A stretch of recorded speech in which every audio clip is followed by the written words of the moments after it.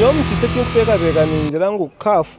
ekozere kintu kigwire because wangira ngu Senegal ekashora mu kishayi kweze kushora mu kishayi obe nico wagihira we ekikopo kihereze Morocco ngo neba yazora umupira to me ne baba bagwi aha kuba no jangu bakashora ekishayi kuba agarukire referee uri kuba ntubaranga no official wa CAF ahabwenshi yagumize akasharo umupira gukako koko sharo mpira gwahori official wa CAF nchibanyimanyisa ngo mpira gushimira kwa gwa recognize so umuntu teka yanye ningira ngo ekibakozere kikiri cyorekire okugira ngo nabo tubari ya mutindo ninga tubashimiye kubamba bakora ikintu kiti ahabo kuba official wabo uba kwa basindikira omushayi kusharo mpira akasharo mpira mpaka gwahikako kandi nawe yareba ngo abazano kwesharinga bakashora bakagaruka akabaryoke naco yagumizamo yasharo mpira gwaho ico kwanza cyabyona ni nyenda ngo abantu bacumanye ngo umupira gwa Africa gwe no gushecererwa ahabwa CAF gwe no gushecererwa gutwe no gushecererwa the managers that have never taken us seriously ahabwa CAF hazatete kibakora cyo kandi na nakabire karuho kaza kugiraho kimwe eshonga zanje neza ico kwanza cyabyona nko Simon yagambere abo kuba ejurure ibarukwe kwasa eyo kugira ngo bakashohora umucayi okumarida chikamara bagaruka the question would be ahabwenchi referee mpira yagumizemo akaguzana they also pushing kugira ngo mpira kugaruke mugumizemo guzana ejo cyo koza cyabiye no kuke cya kabiri kandi kikunkora ku munonga no kugira ngo Morocco is not to be excused as well tukareba lot of fracas baruku assaultinga abazane ba timu ya Senegal achai wache ba boroboy bakwata abantu bakwiba tawuro ebyo twabirebeka. This is what I think should have been the fair judgment. Mwaenzire kugira ngo mpira gukagutatebekine put a replay would have all accepted it tukajachira kunje munonga kogira ikintu kibakora. I think Senegal if they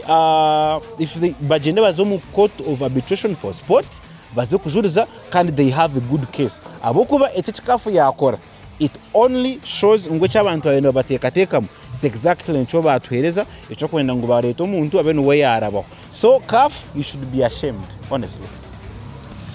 Nyowe nimpora abantu mbagamba ngo Senegal hatezo mu koti ebyemizano kote nkera zona ebyemizano ya muhero. So ekikumanyisa ngo kubeni bikiriza ngo koti eyino mushango gwe kubasa kuhurikiriza ogwa Senegal njibanje manyisa ngo no mushango gwa Morocco gubeni kubasa kuhurikizibwa kandi gurabeho. So iteka ndyoroke actually article 82 ya CAF, article 83 na article 84 zone ezo articles wakuzireba team zezo zona bakahenda amateka. Morocco hina amateka guyahenzere kandi Senegal niyo yatandikire bintebye especially coach wabo akademandinga ngo abazani bashohora umucayi bazaheru ngo baziro omupira mwamuryo mu cyayi abazana mukashohora echayi for more than 20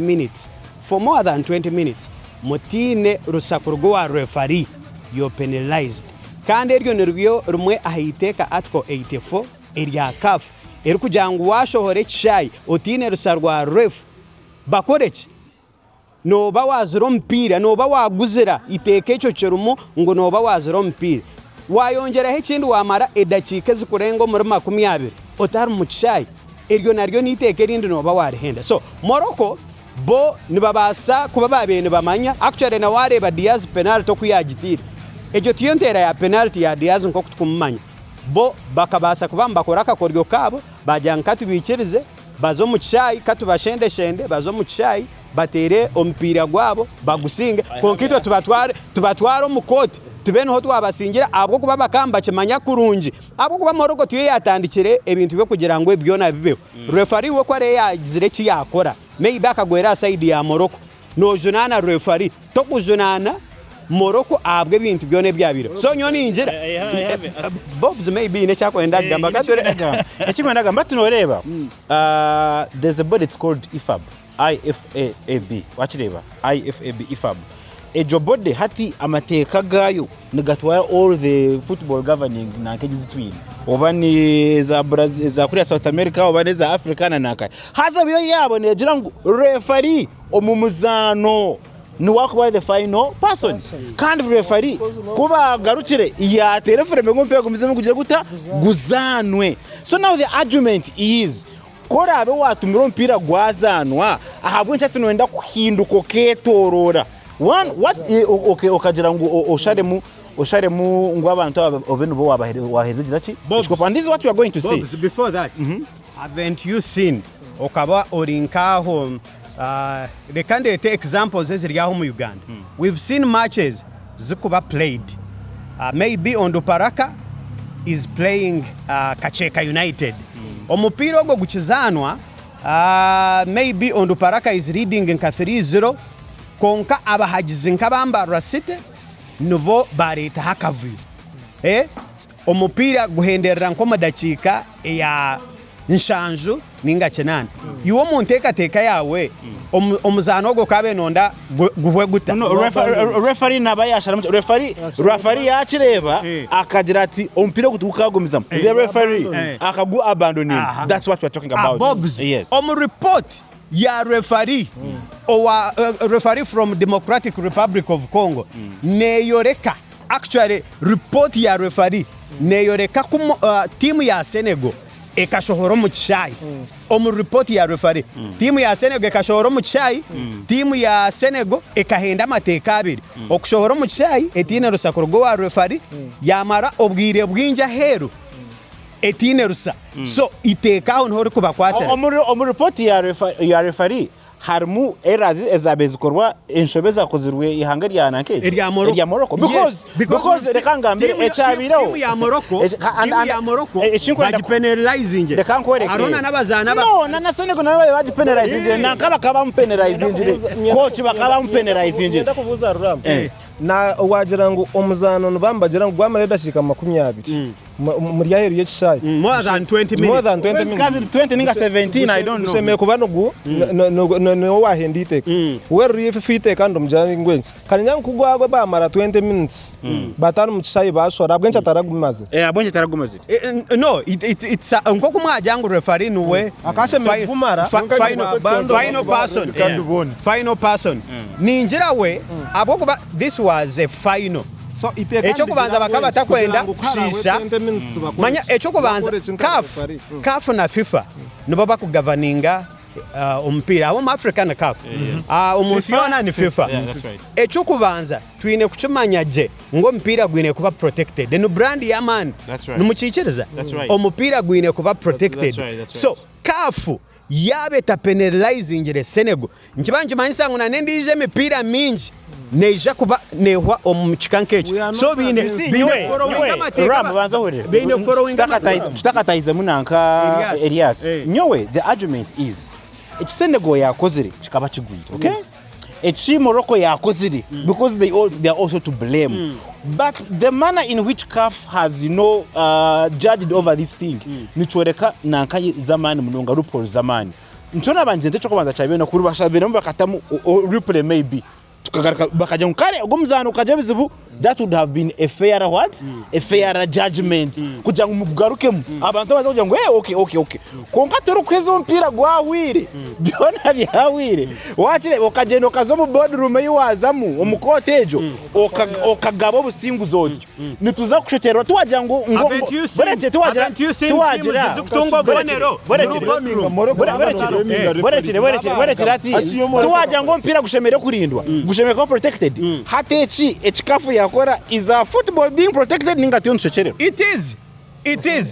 no decisions abakutureba no blaminga Elias no blaminga referee asiyo Morocco kakora ensobi ya referee no giteka ihanga ryone ihanga ryo kakora no referee not official ni wa governing body ya mpira mu Africa washireba so kwa banamba kanatari wa Morocco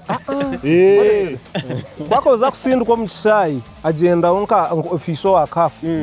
bamujera ngo tusharuro mpirogu agenda ari kumanya amateka iteka kuyanda umugera ngo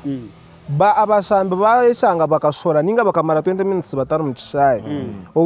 iteka numujera ngo njashemeye kutere Frembe akahereza akashemeye kutere Frembe akahereza Morocco yes Kambabuzi we have seen games zikuba Elias turebere mizano no guys turebere mizano Elias turebere mizano maybe omuzano guriyo nuguzano Manchester United nezana Arsenal omuzano guzanwa referee agaba yero kada muzano wachireba omuzano guhwa nkatuziro timu ya gusingani yejo konka after the game tuija tushanga ngomuzani bamuhereza bani yemizano nkamushanje ne ogweno hor kumuhereza bani iteka kandi ari erikanor hakanisa ndigirangu referee abashambe babashoro mucayi abakamara 20 minutes washemerere gukora tashemeye kwendera mpiro reka dore Gerard nawe yizaho twende teka yawe ahari Senegal na Morocco CAF yahereza Morocco ekikopo kandi Senegal ntumangu ne yabe ekitwe ati yakibaheta katuliyo to celebrating Senegal tuliyo to organizing celebrations ezindi ebyakafu ebyo nebyabo itwe ekikopo bakakituha buli omuwena ali kutuleba konka mwena abari kutureba ntukimanyaje kurungi ngo abantu omwe tibakunda amateka tibakunda ngakore but this time iteka rukozere neribasa kutaba feya abo kuba tinkareba giteka irikozere side emwe kajango ngo rya fevari ngo ryatamburaje okarena side B na yer kujango ryatamburaje so reka tutekeyo entekateka zitu online Twitter Facebook account yete ya TikTok yo tugambere nichi ekyo kutekateka abwanyuma ya Morocco kugihereza ekikopo cha African Cup kandi obwe tukukimanyaje ngo omukoko banza 2018 team ya Senegal niyo yabase kubanesinga omuzano 1-0 konka this time ate ekikopo kine team ya Morocco